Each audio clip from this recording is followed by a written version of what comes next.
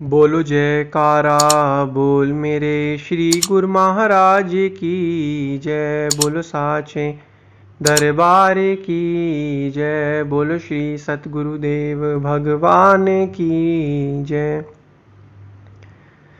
सौभाग्यशाली गुरुमुख सज्जन मंडली, इसी प्रकार अपने मन एवं चित्त की समस्त वृत्तियों को एकाग्र रखते हुए अपना ध्यान सम्मुख विराजमान श्री श्री 108 श्री सद्गुरुदेव दाता दयाल जी महाराज जी की ओर लगाते हुए और अपनी मुख रसना को पवित्र करने हेतु एक बार ऊंची और मीठे स्वर में बोलिए जयकारा बोल मेरे श्री गुरु महाराज की जय। बोलो साचे दरबार की जय। बोलो श्री सतगुरुदेव भगवान की जय। सज्जनों, हमारे महाप्रभु जी हमेशा अपने श्री वचनों में फरमाया करते थे, नाम जपो सेवा करो। जानते हो क्यों? बताता हूं। धर्मशास्त्र के अनुसार हर व्यक्ति को अपनी कमाई का कुछ ना कुछ भाग धार्मिक कार्यों, मानव सेवा, सहायता के रूप में अवश्य खर्च करना चाहिए। कहते हैं मानव के आड़े वक्त यानी कि बुरे समय में उसका किया गया यह दान पुण्य ही काम आता है। अक्सर ऐसा होता है कि किसी बड़ी दुर्घटना में महज छोटी सी ही खरोच आती है, खुद को भी यकीन नहीं होता कि बचेंगे, लेकिन यह हमारे दान पुण्यों का ही प्रताप होता है कि ईश्वर हमें बचा लेते हैं। गुरुमुखों, नाम की ऐसी है कृपा, नाम लेने से भक्तों की सारी परेशानियां दूर हो जाती हैं। कई बार तो ऐसे फल मिलते हैं जिनकी कभी कल्पना भी नहीं की होती है। यूं तो नाम कभी भी लेने और पर कृपा मिलती है, लेकिन अमृत वेले पर ऐसा करने से विशेष फल मिलता है। अमृत वेले भक्तों को नाम जपने के बाद श्री आरती पूजा करनी चाहिए।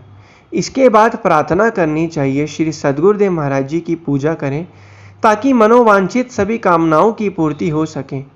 हर अक्षर की यह अद्भुत महिमा है। शास्त्रों के अनुसार संसार में नाम से बढ़कर कुछ भी नहीं है। इसके हर अक्षर में सुख की प्राप्ति है।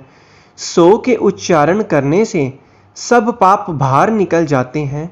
हंग के उच्चारण करने से कपाट बंद जाते हैं, जिससे पाप फिर मन में प्रवेश नहीं कर सकता। जिस प्रकार पत्थर पर राम नाम लिखने से पत्थर नहीं डूबते, ठीक उसी प्रकार नाम जपने से मनुष्य भी इस भवसागर से पार हो जाता है।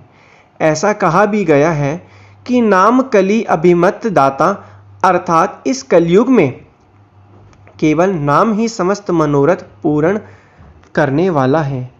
वैज्ञानिकों ने मानी महिमा। नाम शब्द की ध्वनि जीवन के सभी दुखों को मिटाने की क्षमता रखती है। इस बारे में ध्वनि विज्ञान पर शोध करने वाले वैज्ञानिक भी हामी भरते हैं। उनकी माने तो नाम के उच्चारण से मन शांत हो जाता है। इससे घर में सुख, समृद्धि और शांति का वास होता है। साथ ही जीवन में सकारात्मक ऊर्जा का संचार होता है। इसलिए महापुरुष बार बार सेवा व नाम को महत्व देते हैं। गुरुमुखों, तभी तो महापुरुष फरमाते हैं, गुरु आज्ञा में रहे जो कोई, तिस सेवक को दुख ना होई। कि जो गुरु की आज्ञा और मौज में चलता है, उनकी आज्ञा में रहता है, उस सेवक को कभी दुख नहीं होता। और गुरुमुखों, उस आज्ञा और गुरु महाराज जी की वो आज्ञा और मौज क्या है? उनकी आज्ञा और मौज है पांचों नियम की पालना करना और भजन अभ्यास और नाम जाप को जपना, जिसको करने से यह सिद्ध होगा कि हम उनकी आज्ञा और मौज में चल रहे हैं। अगर हम सोचें और पढ़ें कि उनकी आज्ञा और मौज ये है और उनके द्वारा बताए गए नियमों की पालना और उन पर ना चलें, तो फिर तो कोई फायदा ही नहीं है। उनकी आज्ञा और मौज को सिर्फ पढ़ने से नहीं काम चलेगा, उस पर चलने से, उस पर मनन करने से ही काम चलेगा। तो गुरुमुखों, यही हर एक गुरुमुख का फर्ज और कर्तव्य है कि उनके द्वारा बताए गए नियमों की पालना करें, भजन अभ्यास और नाम जाप को जपें, और जो हमने अभी चीज़ें सुनी उन पर अमल करें। तभी यह जीव इसका जो लोक भी सुखी होगा और परलोक भी सुखी होगा और ये जीव भव सागर से पार हो जाएगा। बोलो जयकारा बोल मेरे श्री गुरु महाराज की जय। बोलो श्री सतगुरुदेव भगवान की जय।